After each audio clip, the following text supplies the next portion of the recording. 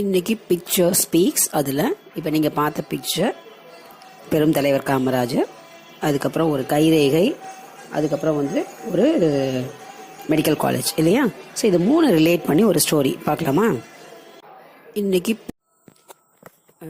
காமராஜ் அப்படின்னாலே நம்ம கல்விக்காக முதலிடம் கொடுத்தவர், கல்வி கண் திறந்தவர் அப்படின்லாம் சொல்கிறோம்.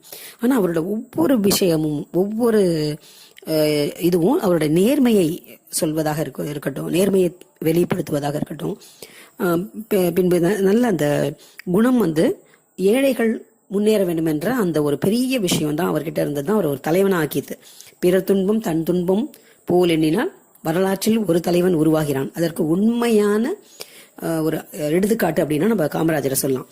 இதுக்கு ஒரு சின்ன இது என்னன்னா, முதல்வராக காமராஜர் இருந்தபோது 20 MBBS சீட்டு முதல்வர் கோட்டாக்கு உண்டு.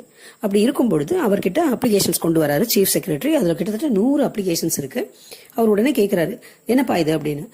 ஐயா, இதில் 20 MBBS சீட்டு உங்க சிஎம் கோட்டால இருக்கு, இதில் 100 அப்ளிகேஷன்ஸ் இருக்கு, நீங்க இது செலக்ட் பண்ணி தரணும், அதனால நீங்க பொறுமையா செலக்ட் பண்ணி தாங்க, நான் இன்னைக்கு இதை வச்சுட்டு போறேன், நீங்க நாளைக்கு செலக்ட் பண்ணிட்டு என்னை கூப்பிடுங்க, ஏன் நான் எடுத்துட்டு போறேன் அப்படின்னு சொல்றாரு. ஆனா இதுக்கு இன்னும் கால அவகாசமும் இருக்கு அப்படின்னு சொல்றாரு அந்த சீஃப் செக்ரட்டரி.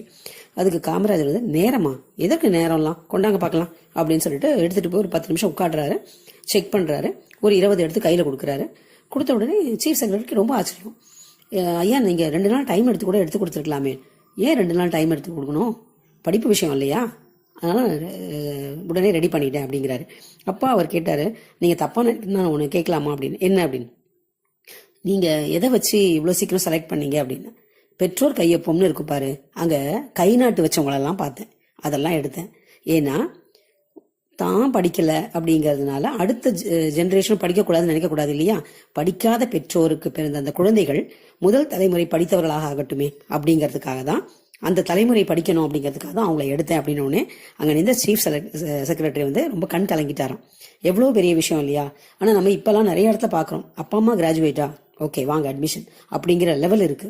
ஆனா படிக்காத பெற்றோரின் குழந்தைகள் முன்னேற வேண்டும் என்று நினைத்த ஒரே தலைவன் காமராஜர் அப்படிங்கிறதுக்கு தான் இந்த கதை.